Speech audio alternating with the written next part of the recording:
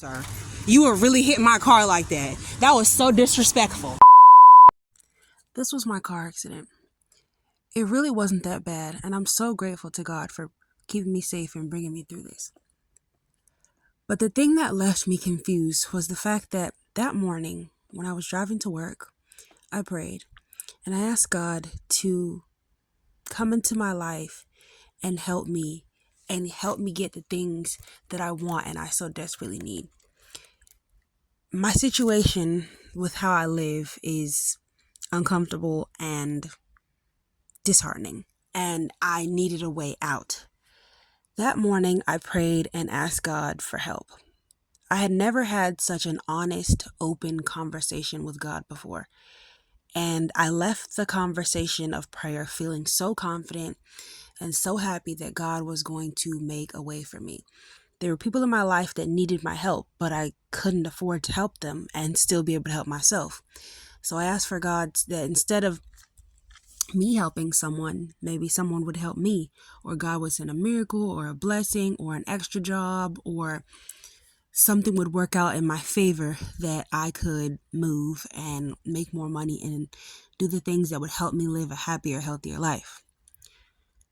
That afternoon after work, which actually was a pretty great day and I was pretty excited to get home, I got into a car accident. A man hit me. This man just hit Cynthia on my way home from work. This man hit Cynthia. And it took me by surprise. One, because I'd never been in a car accident before, and two, because I thought that after that prayer that things would be better, things would be okay, things would be different, that things would change.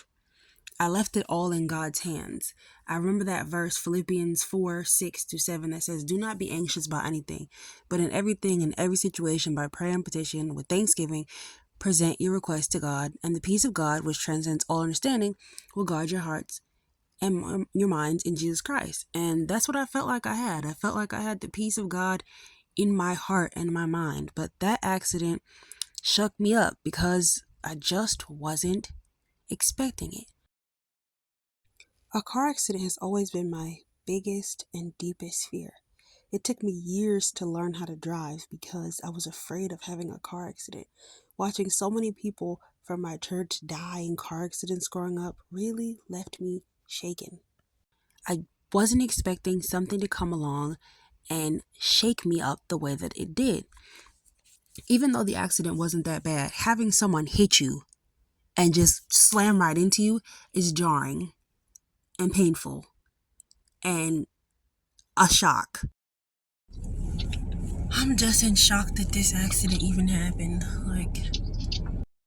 It was so unexpected because I was expecting a blessing instead of a problem. And after the accident, I was left feeling really confused. I started to wonder, did I make a mistake by praying to God? Did I make a mistake by being so honest? Did I make a mistake by making my request known? This was the first true, honest conversation that I'd had with God where I didn't hold back. And I thought, maybe I came on too strong.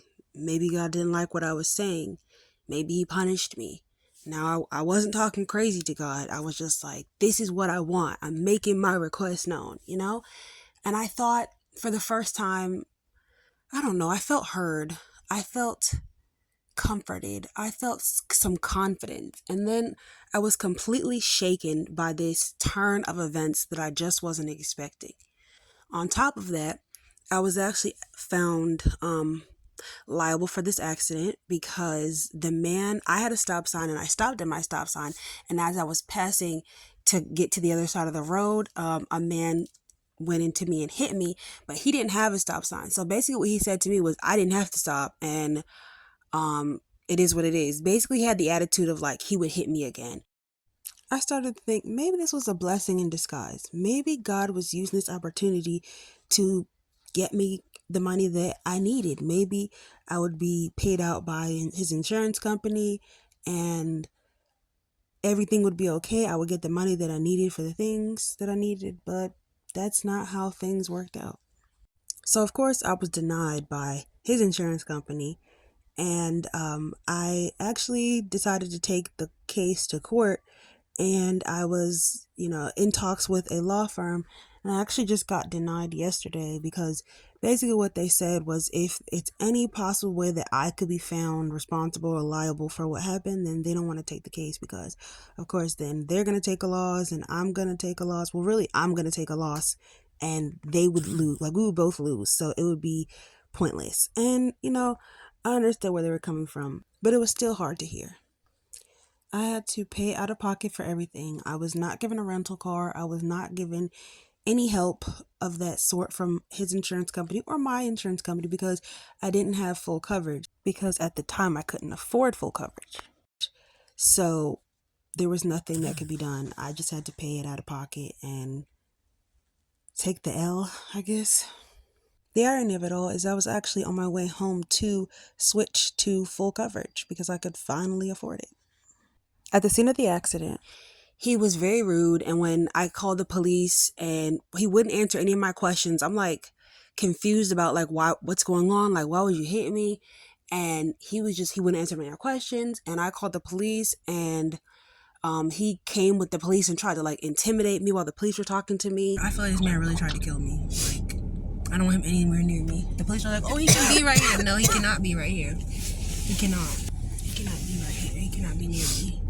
He can be nowhere near me. And it was just a lot, and it just was hurtful. I really started to question, maybe I shouldn't have talked to God and presented my request in front of him, because look what happened.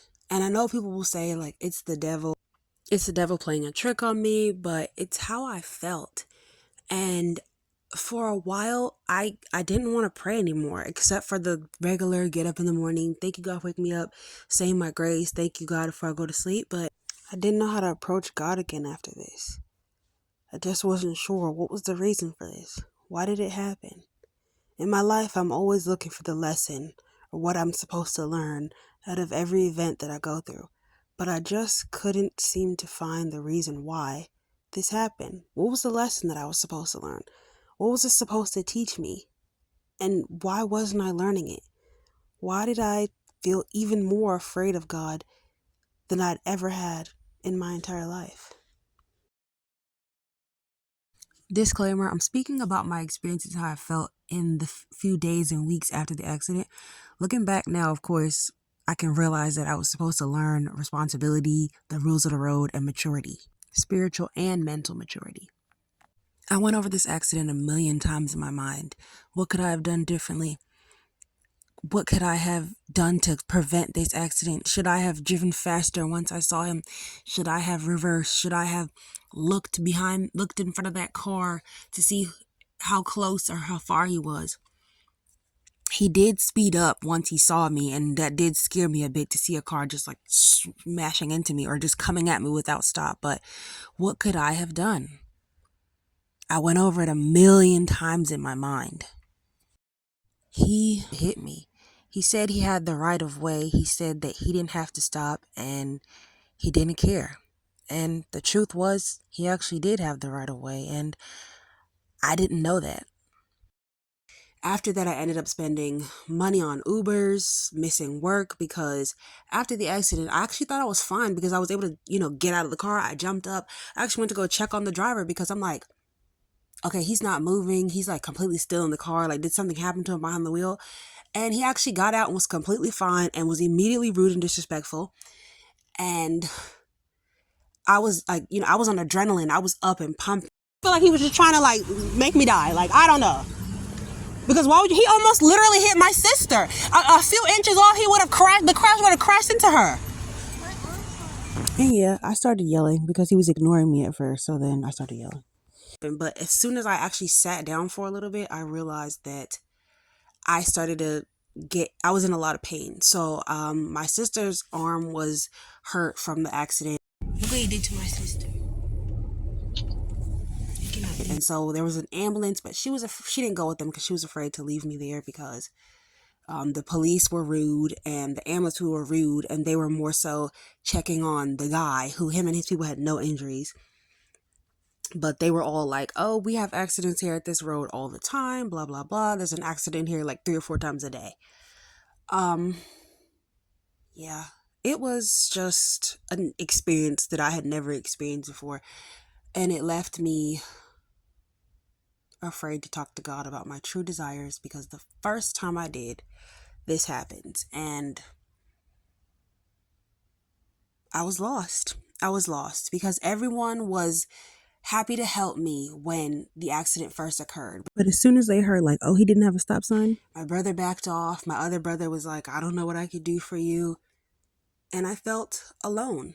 I felt alone because I had so much support afterwards. And then when the time came for people to stand with me to push forward, there was nobody there. I was left standing alone. I was getting so much different advice from so many different people, and I didn't know what to do. I didn't know who to believe. I didn't know where to start or who to turn to. My family had basically given up on the situation. I felt like I didn't have my family, and I didn't have God either. And I felt low. I felt lost. I felt alone. I was already sick. I was very sick. I couldn't understand. I've been sick for like 2 weeks by that point, and I was on my cycle, so I was emotional. I didn't feel good, and it was a lonely time for me. I had to keep going. I went to the hospital. I got checked out at the hospital. I left the hospital at 3 a.m. and I had to go take care of my dad that very morning. Like, slept for a few hours, boom, I'm in an Uber. I'm in pain. The accident left me in a lot more pain than I initially thought would be possible, because I was like, okay, the car's not totaled. There's barely any damage to the car. I am okay.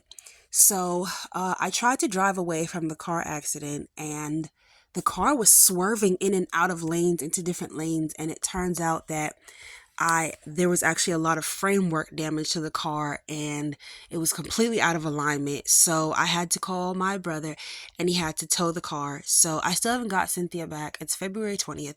I still haven't gotten Cynthia back. And I've just been without a car, bus, train, Uber. And that's just been it.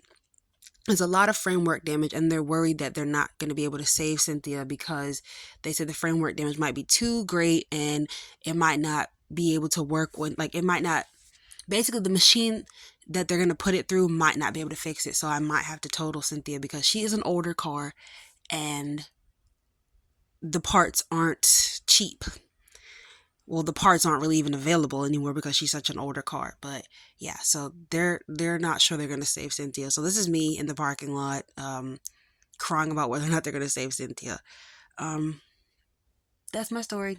That's my accident, and that's how I was left feeling. And honestly, still, it's been hard for me to pray, and I just don't know where to go from here. I reached out to my church sisters and church mothers for prayer because I was so lost. And honestly, this situation revealed to me just how spiritually immature I am and I was at this moment. God is not a magician, and He's not going to say abracadabra and fix everything magically in my life. I'm coming to terms with the fact that this may just be one of those things that I don't understand. I was waiting for God to swoop in and save me like He always does, to pop in at the 11th hour, and sometimes that just doesn't happen. Like in the times in the Bible when John the Baptist got beheaded. He got beheaded. God didn't come in and save him like maybe some people thought He would, and that's okay too.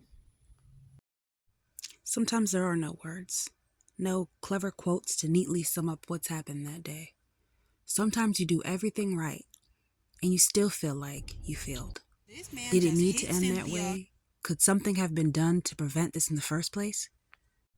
Like I said, sometimes there are no words, no clever quotes to neatly sum up what's happened that day. Sometimes the day just ends.